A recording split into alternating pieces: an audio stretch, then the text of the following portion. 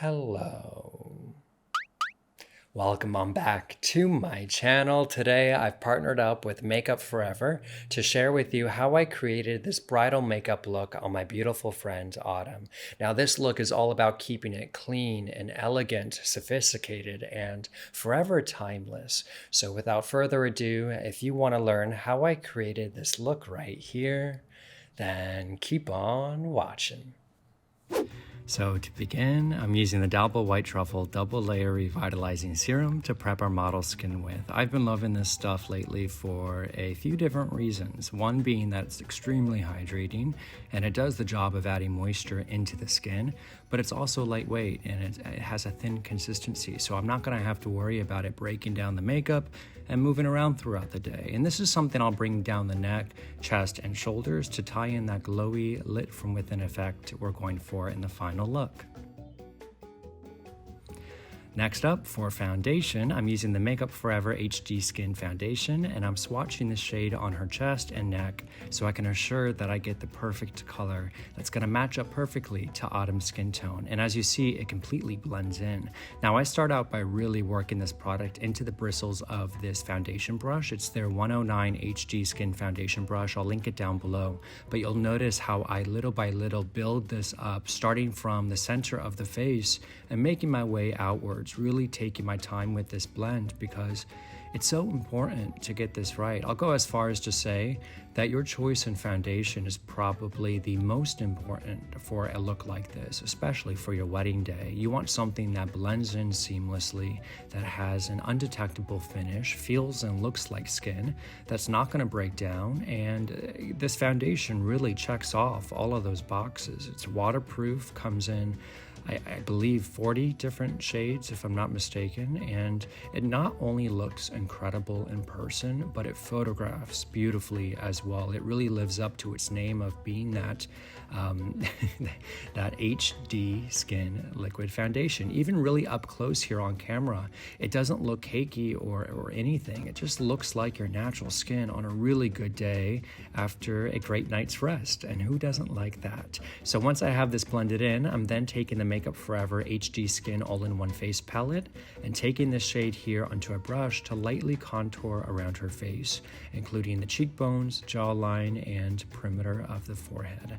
Now, when I say contour, take that with a grain of salt, because usually when we hear contour, we think of those really intense stripes and lines that reshapes the bone structure and all that, but it doesn't have to be that intense.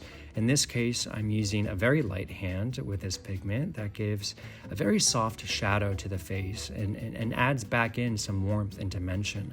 This whole look is all about keeping it very soft and clean and natural, very much so that Sofia Richie makeup look from her wedding day that everyone was talking about. Just so timeless and elegant. So now, as you see here, I've taken the blush shade from the same cream palette and popping this onto the cheeks and across the nose for that sun-kissed hint of color. Notice here, I'm not dragging any of these products on. I'm instead using tapping motion, which will allow for us to build up product for a smooth finish without disrupting or moving around what's already underneath it. For concealer today, I'm using the Natasha Denona Hy-glam concealer and applying a small amount of this onto the under eye before tapping it in with my finger. Try to be light-handed with this because you can always add more if need be, but a little goes a long way with this concealer.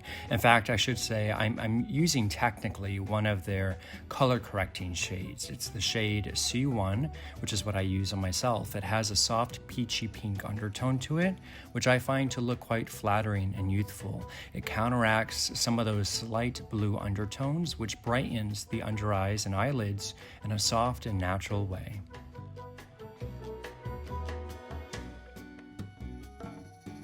So once I have this blended, I'm then using the Givenchy Prism Libre Loose Setting Powder in the shade 3 to lightly set the products into place.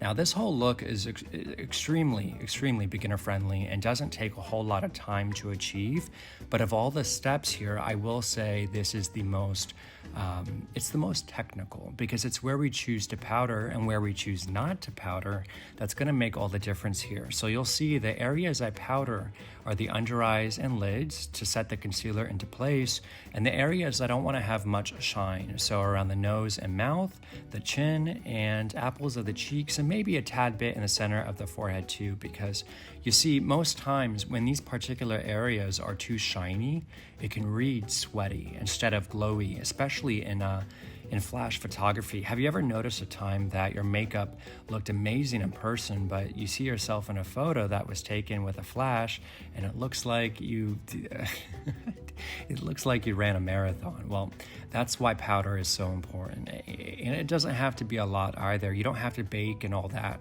Just a little here and there with the right placement technique can make all the difference in blurring the skin, bringing down that shine, but keeping the overall complexion luminous and the areas that are most flattering to have that glow, such as the cheekbones and down the center of the nose. Even a little shine on the forehead won't do any harm, but you see how the skin is looking here? We still get that soft highlight around the cheek and brow bone that gives the illusion of radiant skin that's not being weighed down by products. So anyway, moving right along to the eyes, I'm using the Patrick Ta Major Dimensions 2 palette, and starting with this shade here, I'm sweeping this across the lid from the inner corner to the very outer for a soft wash of color. I kid you not, guys, this eye makeup took maybe 5 minutes to do. It's very, very simple and achievable, even for a beginner, I promise you. Now, with the same palette, I'm mixing in the second shade to add a tad bit more of a rosy undertone to the eyelids. Just brushing this along the complete lid with the same brush I used a moment ago.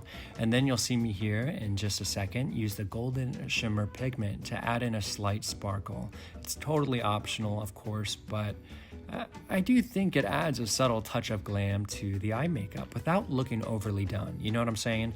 Like, you're not going to look back at your wedding photos 20 years from now and think, wow, I look like a totally different person with all that makeup and that heavy eyeshadow and all that. No. I assure you, this is forever a timeless look. Now, if you want to take it one step further like me, I'm taking the deepest shadow in the palette to lightly trace her lash line. I find this adds a soft touch of definition without having to commit to an eyeliner. Like, it reads softer and accentuates the eye shape and lashes, but without having that intensity or harshness that an eyeliner can sometimes have. Finishing up on the eyes, I'm going to take the Benefit BADgal Bang Waterproof Mascara and run this through both the upper and bottom lashes. Now, even if you're not one to usually wear a waterproof formula, this is the day you're going to want to. If you're crying or you're on the dance floor sweating, you're going to need a mascara that holds up and doesn't smudge all over the place. So I find this one is really good and reliable for those special kind of moments. And I like the wand on this too. It allows for me to get in there and separate and coat the lashes to create this fluttery lifted style.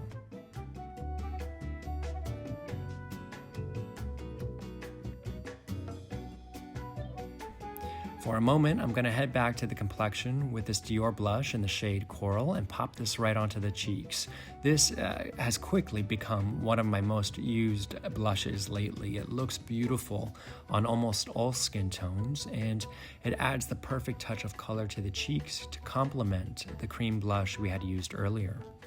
For added glow, I'm using this Pat McGrath Labs highlighter in the shade Golden Nectar to accentuate the luminosity to the high points of her face. This is another product I really love. I mean, I love all the products I'm using today, truly. These are all my tried and true. I can really count on them to perform beautifully for a special occasion such as this. And there's not a whole lot of products that are really required for this look either, which is kind of nice. Overall, we've kept it pretty simple. So moving right along for lips, I'm starting with this Makeup Forever pencil in the shade Wherever Walnut to trace the borders of her lips with. Okay, so remember earlier I was saying foundation is the most important product to get right with bridal makeup? Well, your lip combo comes in a close second place, and the lip combo I'm using today is absolute perfection. This lip liner shade adds the perfect touch of color to the lips while having just enough depth to give the illusion of a fuller, plumper shape. And then taking this Anastasia Beverly Hills lipstick in the shade Hush Pink to fill in the center.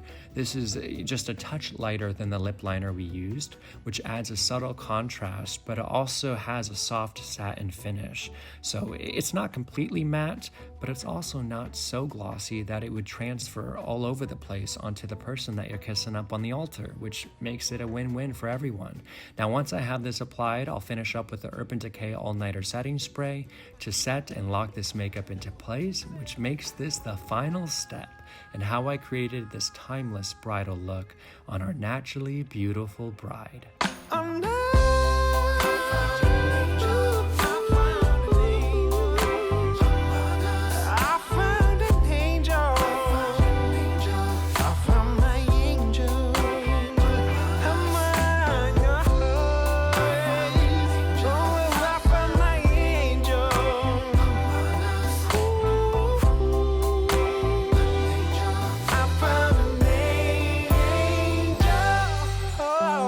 There we have it, kids. I hope you all enjoyed today's tutorial. If you did, be sure to give this video a big old thumbs up and subscribe to the channel.